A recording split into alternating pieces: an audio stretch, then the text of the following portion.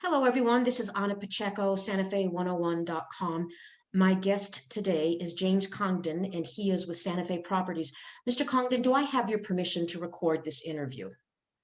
Absolutely, yes. Well, great. Well, great. Well, thank you so much. I had an excellent interview with your son, John, last week. I understand he's in the family business.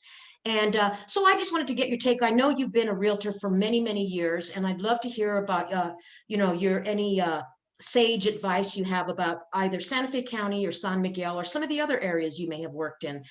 So I wanted to ask you, how many years have you actually been a realtor? A little more than 22. I got my license in August of 1998. Okay, and have you always been with Santa Fe Properties, or is this something relatively new? I think it's 7 years that I've been here. Prior to that, I was a Coldwell Banker, Trails West Okay, Realty. okay, and I know you're kind of starting to wind down a little bit, you said, in terms of your career. So tell me a little bit about what real estate's been like, I guess pre-COVID, what it's like now in COVID, and what do you kind of anticipate as we hopefully get through this pandemic in terms of real estate and people moving to New Mexico? Okay. Well, I've been very blessed in my real estate career. When you're trained to be a realtor, they have different ways to get business, and I have a territory. So I'm very blessed that when people want to know Pecos and Glorieta, they normally come to me, and I am the #1 agent in Pecos and Glorieta. And I've lived in the area since June 1st, 1971. I came out to be a drama instructor at a camp called Brush Ranch Camps. And then the Brush Ranch had a school, and I was an employee for 28 school years at Brush Ranch. And one of my roles there was as the dean of students. And so I primarily were dealing with people and solving problems. And gosh, oh golly, when you're a realtor, you're dealing with people and you're solving problems. So I've always been very busy. It's an interesting concept. And since COVID, we've been as busy as we've ever been. And so for people that may be watching this, Glorieta and Pecos are about approximately like 18 miles southeast of Santa Fe. Is that pretty close? Give it kind of an indication of where? Glorieta is 18 miles southeast of Santa Fe area. Exit number 299, and that is Santa Fe County. And then halfway to Highway 50, you go into San Miguel County. And so that would be a different area in our MLS system. And yes, that is my territory. And when I spoke with your son last week, he was saying that like in that area that a lot of people buy like cabin, like summer vacation properties. Is that what you see, or do you have people that are living there permanently, or what type of real estate do you focus in on in that area? Everything vacant land. I'm working with a builder now, so I just was presenting an offer for new construction, resale of homes, the whole spectrum. And Pecos has evolved over the years, is now pretty much a bedroom community for Santa Fe. And so we have a lot of people who are moving to the area. What's happened with COVID is, well, of course, we have a progressive governor whom I very much support. And so our numbers have been down. They're up more recently now, but people are aware that New Mexico is a great place to be. And folks coming from big cities, from elevators and subways and all kinds of things impacted by COVID want to have that 5 acres in the woods to be able to have a house away from people. And so that has really, really helped us. I had a listing up by Las Vegas, 3 years on the market, 258 acres. And starting, I guess it was April or May, they came in from out of state. They took a look at it. They bought it in 2 weeks cash. So that kind of thing is happening.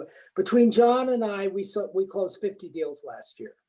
Excellent. And the average does 6 to 8 deals a year. So it's just we've been very blessed. And I have a low price point. I'm not doing I will sell expensive things when I can, but my average price point is probably 200,000, whereas other top producers have a higher price point. And so for $200,000, what would that get you out in the Pecos area?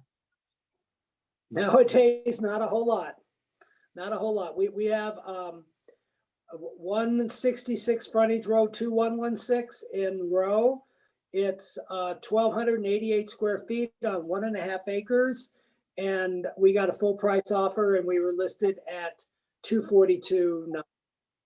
Well, that sounds nice. And when you were saying that Pecos has become a bedroom community in Santa Fe, so people that might be watching this in California, so it's roughly about about a 25-minute drive into Santa Fe from Pecos?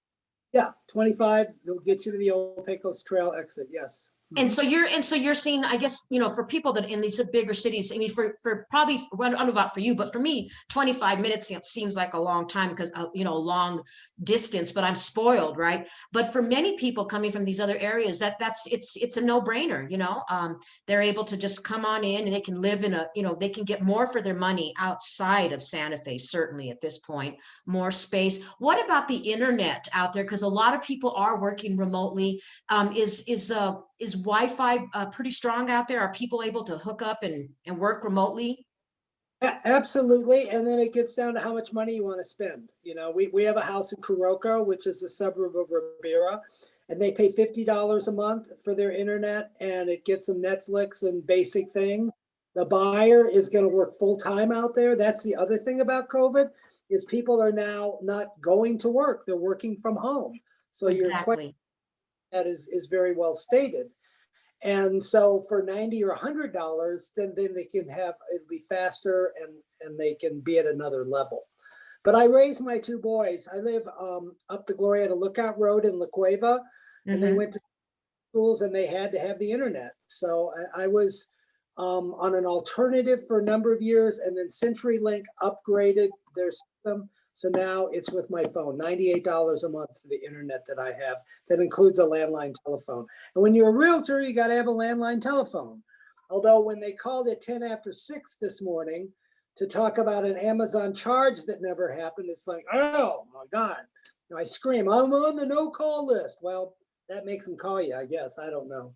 Right. But no, people working from home, and there's 4 or 5 different systems for internet. And so that can certainly, they can have that. And then you're working with a builder right now. What is it per square foot out in the Pecos area for a builder? Like again, these are just approximations. I know the fancier you get, the more it costs. But what would be the square footage? I've heard here in Santa Fe that it's about $350 a foot in Santa Fe right now. What would Pecos be? We're somewhere between 200 and 300, again, depending on the qualities, if they have granite or not, if they have tile floors. We only do forced air heating. We don't do radiant in-floor heat, which now radiant in-floor heat is the third system has gone south, Kitec. And this house in Kuroko I talked about, it's costing them $30,000 to not have radiant in-floor heat and pipes with Kitec. And so you're saying that radiant heat is it's not a viable option, or what do you mean by that? It's really, really on its way out. And I'm so happy that Melvin Varela Construction that I represent has never done it. First, it was the Intron 2 that failed. Then it was polybutylene. Now it's Kitec. So it's a flawed concept. And I mean, you're from New Mexico. We have so much sun all day long. You don't need radiant heat. Radiant heat is on all the time. And most of the houses, anybody with any sense building a house in New Mexico would go for solar gain. And so you don't really need it.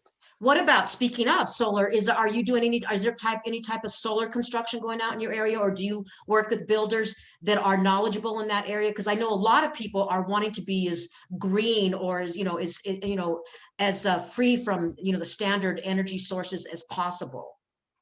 Well, specifically, I've not been involved in putting in a solar system, but there's so many wonderful places in Santa Fe, and I refer people to the different ones, and it certainly is a viable thing. So you could have forced air and solar, and you'd be fine. You can't just have solar for your heat, or can you? Well, the lenders don't recognize wood burning heat and solar heat, I'm sorry to say. And most of the solar I'm talking about is passive solar, that positioning the house for maximum solar gain. I live in a solar house. We're 8 degrees east of south. And about 90% of my heat comes from the sun. And then I have baseboard electric that I rarely turn on, and then a wood stove and a fireplace. And what do you Pecos, mean?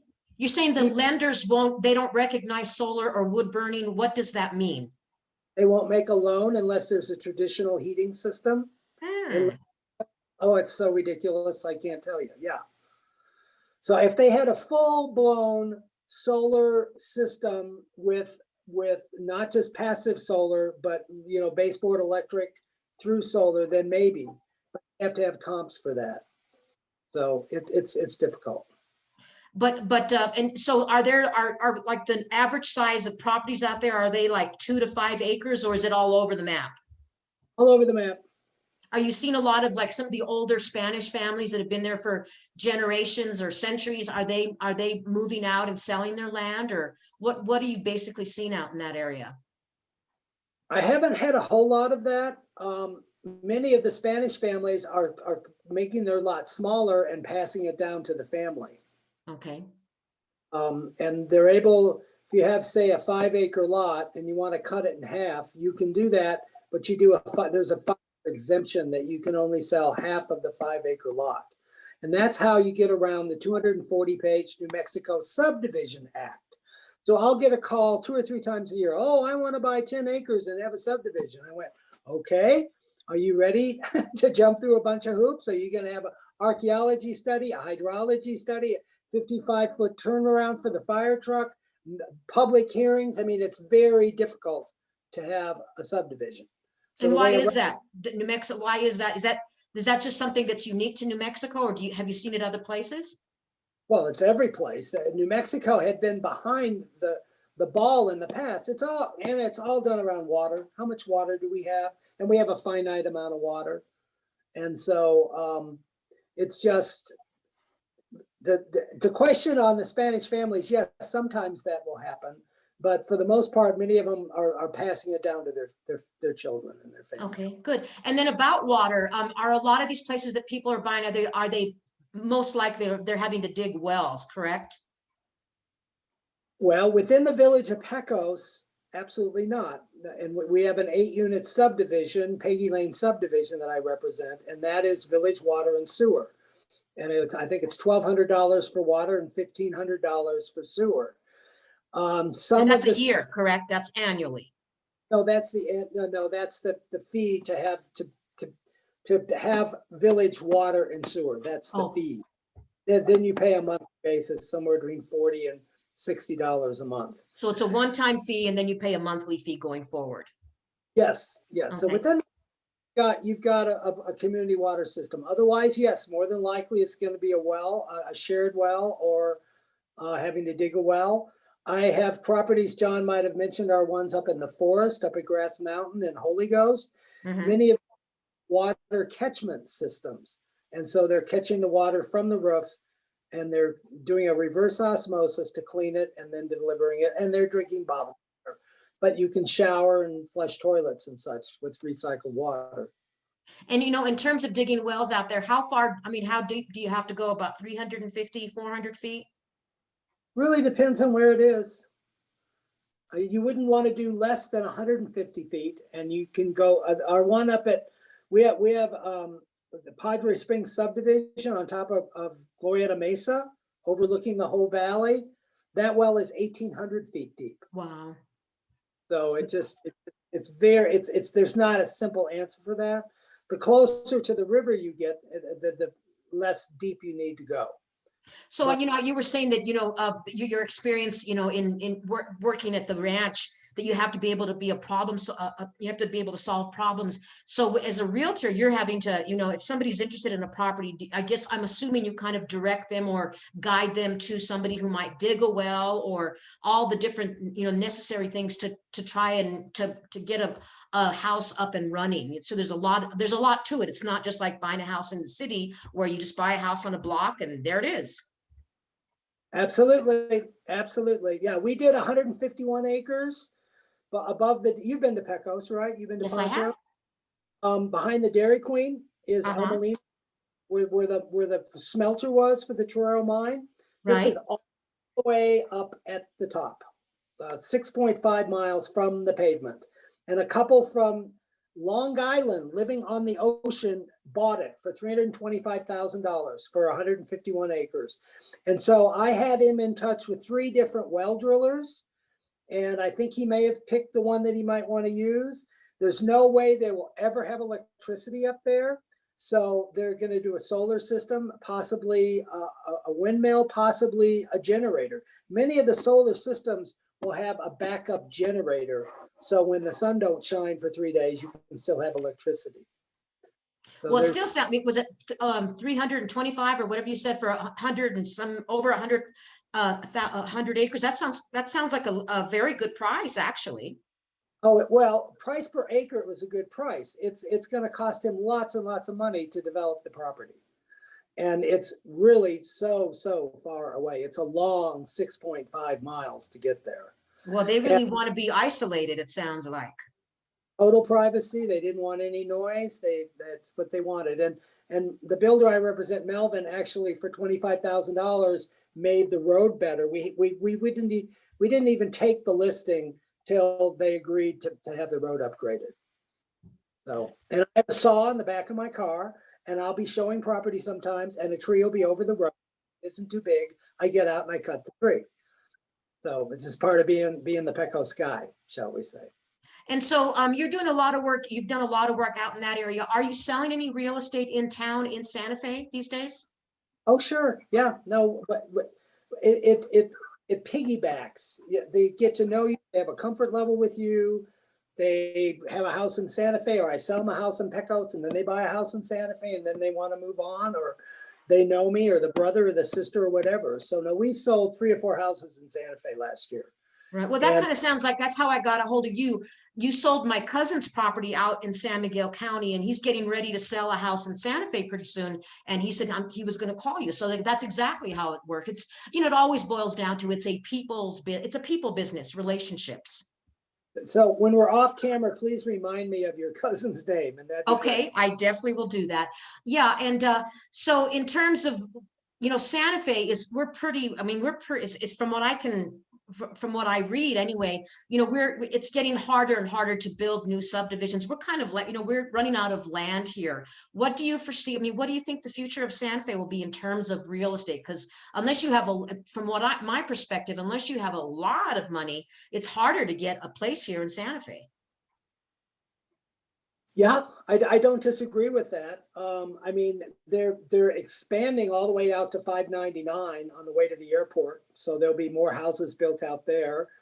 There's subdivisions going in on Agua Fria, so houses will be bought there. I don't know if you're aware, but Santa Fe was the second largest, most construction for our size in the country in 2020. I did not know that. It was really, I have the article behind me actually. And it was really quite interesting. And a lot of that are the apartments. I mean, you see all these apartments going up all over town. And forever, we didn't have enough houses for people. Well, at some point, maybe we will. Although now, with COVID and people coming here, it's hard to say. Right, exactly. And I think even with these new apartments coming up, I've read that we're still short. We don't have enough apartments, even with the new ones coming in. Right. But you have like Rancho Viejo, where the community college is. They can build all the way to El Dorado. That's a 75-year plan to do Rancho Viejo. And along 14, there's subdivisions there. So, I mean, they're always going to keep building here, but you're right, the prices are going up and up. We keep waiting to figure out when they're going to stop or when they're going to crash. And whatever goes up comes down. There used to be 10, 15 houses for sale in El Dorado. Last time I checked, there was 1 house for sale in El Dorado, and they're going for really high prices. So right now it's impossible for the average person to try and buy a house in Santa Fe. Oh yeah, no, absolutely. Well, so then they come to Pecos. That sounds perfect. If you get out of the Santa Fe area, and if you don't mind the 25 to 30-minute commute into town. And the other thing what you mentioned is correct too. So many people work from home now. They're going to come in once every 10 days for groceries or on the weekends to have dinner in Santa Fe. So I think it certainly is a viable option. You know, we are actually at the end of this interview, and I wanted to see if there's any parting words of wisdom, or of course your contact details along with your sons will be will accompany this interview, so people will know how to contact you. But is there anything else you want to say about the area that you sell real estate in, or about people wanting to or thinking about moving to New Mexico? Any words of advice? Well, he who hesitates is lost. And so if somebody wants to do something, they need to not wait around. They need to do it. I'm so sad people that waited and waited, and then now they've been priced out of the business. The other thing I'd like to say is in my 22 plus years of doing this, it's gotten harder and harder to close deals. And when there's a house involved, they used to do a simple little inspection. Well, now the one we just did, Apache Trail, they had 9 inspections to get to closing. So I jokingly say to somebody, "Have you had a colonoscopy?" My sellers, and they kind of laugh at me. And I said, "Well, when we go into contract, it's going to be like a colonoscopy, and they will possibly be sending cameras down your sewer line. They're going to test for radon. They're going to test for mold. They're going to, I mean, it's on and on and on, the things they do to try to get a deal closed." And we have this beautiful listing in Glorieta that I sold her the lot in 06, and now the house is 629.9. And then they have their inspection, and the inspector says, "Well, there's not a vent above the stove to vent the air when you cook dinner. It's an open concept thing. There's no way to put a vent above the stove." And so in their request, they say, "Well, we need $2,000 to put in a vent above the stove." And it's like, well, when you say they, who is they? Who is wanting all these inspections? I'm sorry, the buyers. There's 2 sides to every deal. There's the listing side and the selling side. And the selling side will come in with inspections, and it's gotten more and more and more onerous. So the buyer is being more picky. They're saying they want to make sure that what they're getting is just perfect or something. Well, it's the realtors and it's lawyers involved with things, but yeah, they're really putting us around the bend 3 or 4 times to close. And who's paying for all these inspectors? The buyer or the seller? Buyer pays for all the inspections with the exception of the septic, although everything's negotiable, so they could ask the seller to pay for it. But I say over and over, Anna, our standard of practice is we do things this way. So, and you know, hopefully people aren't surprised. That's the whole point of inspections, that the house is safe and they won't have a $5,000 bill 3 weeks after they move in.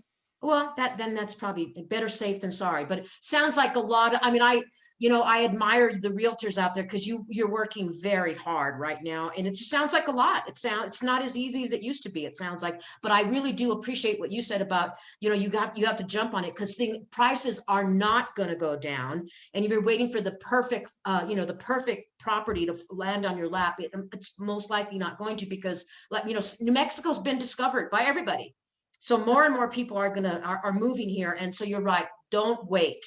If you're interested in New Mexico, you know, it's important to look at all these videos and about all the different counties of New Mexico, because that'll open up the playing field. You'll have more of a choice if you're broad-minded. You know, it's not just Santa Fe anymore. That's just my closing piece there. But I want to thank you, James Congdon with Santa Fe Properties, and I wish you all the best. Thank you. My pleasure. Hope we meet face to face. I have seen your book at Poncho's, so that'd be good. Thank you.